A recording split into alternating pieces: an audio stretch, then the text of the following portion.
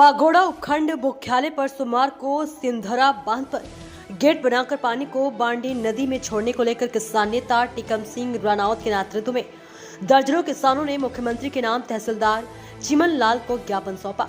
ज्ञापन में बताया कि जालोर जिले के भिनमाल विधानसभा क्षेत्र के 120 से अधिक गांव से होकर बहने वाली बांडी नदी पर वर्ष 2006 में 45 करोड़ की लागत से सिंधरा बांध बनाया गया था।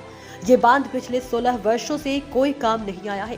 प्रदेश का ये पहला बांध जिसके ओवरफ्लो होने पर भी पानी की निकासी के लिए कोई गेट नहीं बनाया गया है। इस बार भरपूर बारिश होने की वजह से यह बांध लबालब भर गया है।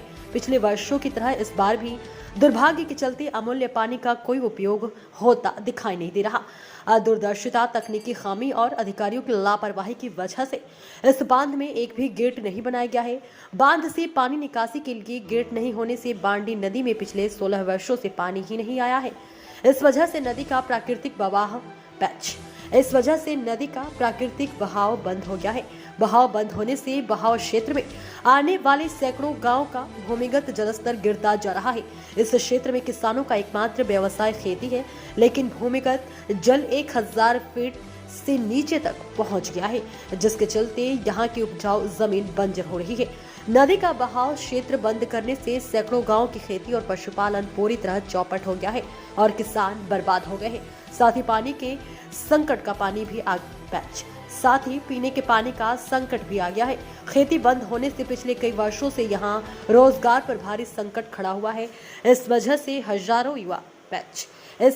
हजारों युवा रोजगार के लिए पलायन कर दूसरे राज्यों में मजदूरी तलाश में शिफ्ट होना पड़ रहा है।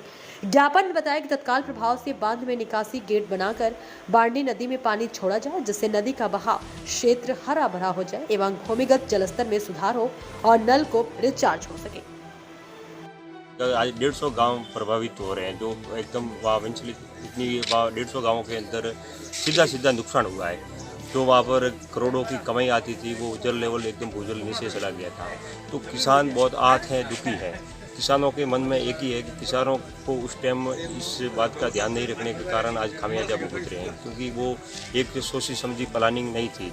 इसलिए क्योंकि ये 18 साल के अंदर 5 से 6 बार डैम भरा है, लेकिन आज तक नदी के अंदर एक बूंद भी पानी नहीं आया।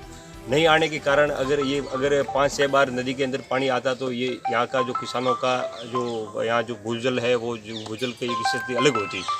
इसलिए नुकसान तो किसानों के अंदर एक यही है। तो हमारा 150 जितने भी गांव है सबकी मांग है कि जल्दी से जल्दी वहाँ पर 3 गेट बनाए जाए और शुरुआत से हम कह रहे हैं कि इस पानी को 3 भागों में बांटा जाए।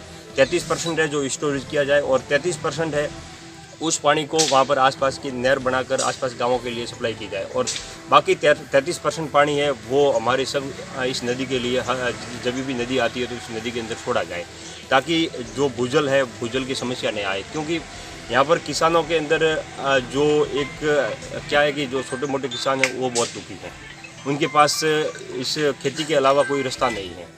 तो हमारी ये कि अगर तुरंत प्रभाव से एक टेंडर निकाल के 3 गेटों का प्रावधान नहीं निकाला जाता है तो ये आने वाले समय में बहुत भयंकर बड़ा रूप लेकर आंदोलन करेंगे किसान सब। और चाहे तो हमको इसके लिए संघर्ष करना पड़े, जयपुर तक, दिल्ली तक हम तैयार हैं, लेकिन हमारी हर हालत में मांग माननी चाहिए और किसी भी हालत में गेट लगनी चाहिए।